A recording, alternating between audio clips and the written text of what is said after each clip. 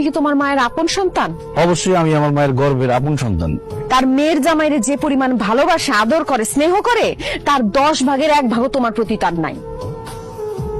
এই বাড়ি ঘর সয় সম্পত্তি যা আছে তোমার মেয়ের জামাইয়ের নামে সব লেখা দাও। আমি আর আমার বউ গাছতলায় গিয়ে থাকুন। একটা সুখবর আছে, আরে আমি আশার বিয়া ঠিক করে ফেলেছি তো।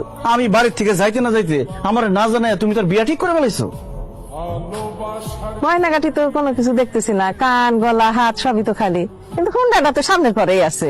ওনাদের কাছ থেকে 15-20 দিনের সময় নাও। 15-20 দিন পরে আমি টাকা জোগাড় করে যতটুকু পারি গয়নাগাটি কিনে দেবো। তুই যখন গয়নাগাটি কিনে টাকা জোগাড় করতে পারস নাই, তখন তোর বউর গায়ের গয়না খুলে দিতে ক।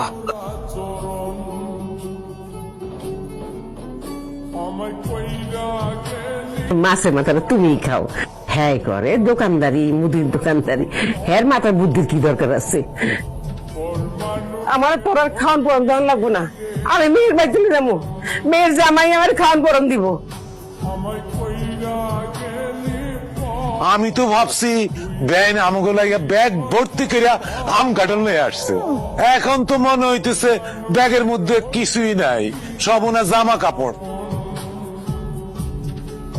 ছেলে মানুষ তো ঘর জমাই থাকে, তোমার মাই কি আমাকে বাড়িতে ঘর শাশুড়ি থাকার জন্য আইছে?